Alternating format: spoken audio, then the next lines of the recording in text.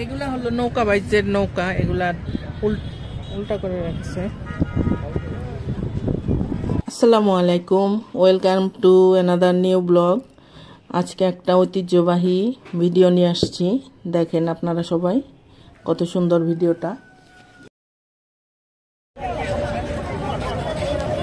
এইটা মানিকগঞ্জ পৌর এলাকায় কালীগঙ্গা নদীতে গতকাল শনিবার দুপুর থেকে সন্ধ্যা পর্যন্ত ঐতিহ্যবাহী নৌকাবাহী বাইচ প্রতিযোগিতা আয়োজন করে জেলা প্রশাসক।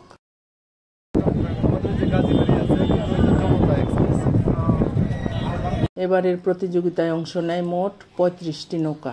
অপ্রীতিকর ঘটনার প্রতিরোধে সেনাবাহিনী, র্যাব, পুলিশ সবাই দায়িত্বরত অবস্থায় ছিলেন। বিজয়ী প্রথম, দ্বিতীয়, তৃতীয় নৌকাকে আকর্ষণীয় পুরস্কার দেয়া হয়। এছাড়া প্রতিযোগিতায় অংশ নেওয়া প্রত্যেক নৌকাও পায় পুরস্কার। খুব সুন্দর, এটা অনেক বছর পর একটা নৌকা বাইচ অনুষ্ঠিত হয়েছে। অনেক মানুষ আসছে দেখার জন্য, আশেপাশের অনেক জেলা থেকে। এই লুকটা দেখেন কেমন করে হাত নাড়িয়ে নাড়িয়ে যাচ্ছে। এই যে নৌকা বাইচ চলতেছে, এটা হলো সোনার বাংলা না কোনটা যেন, এটা কি নাম, 3টা নৌকা প্রতিযোগিতা হইতেছে এখানে। এখানে একটা সামনে আগিয়ে গেল, এটা ফার্স্ট হয়েছে। আশেপাশে প্রচুর মানুষ দেখতেছে, বিভিন্ন জেলা থেকে মানুষ আসছে, আশেপাশে 4-5টা জেলা থেকে মানুষ আসছে দেখার জন্য। অনেক মানুষের ভিড় ছিল এখানে, দেখাই যাচ্ছে আশেপাশে দেখেন কত মানুষ। এই যে নৌকাগুলো এগিয়ে গেল। গাজীপুর, পাবনা, ফরিদপুর, রাজবাড়ী, টাঙ্গাইল, ঢাকা, আশেপাশে বিভিন্ন এলাকা থেকে প্রচুর মানুষ আসছে। এটা অনেক বছর পর হইতেছে, এই জন্য দেখার জন্য অনেক মানুষ আসছে।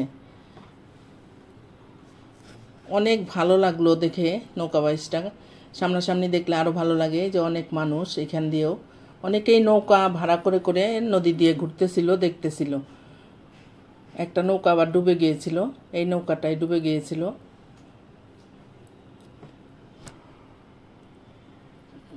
খুব সুন্দর একটা অনুষ্ঠান হয়েছে। নৌকা বাইচটা কয়েক ধাপে হয় প্রতিযোগিতা।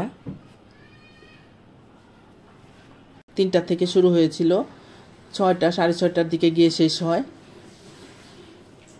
কয়েকটা রাউন্ড হয়, তারপর গিয়ে ফাইনাল হয়।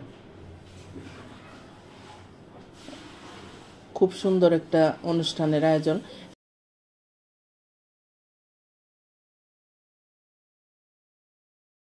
এটা জেলা প্রশাসকের নৌকা ছিল,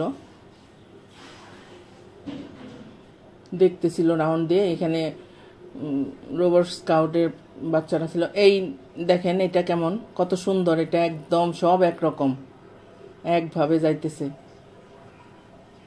খুব সুন্দর। এখানে অনেক কিছু বিক্রিও হইতেছিল, অনেক মেলার মতো হয়েছিল, অনেক মানুষ আসছিল, কেনাকাটা করতেছে মানুষ। আবার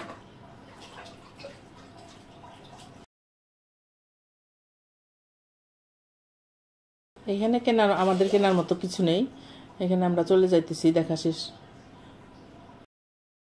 মাটির হাঁড়ি পাতিল এখানে আছে, মাটির হাঁড়ি পাতিলগুলা খুব সুন্দর।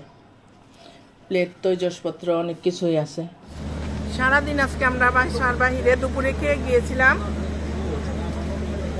এখন রাতের খাবার খেয়ে বাসায় যাব।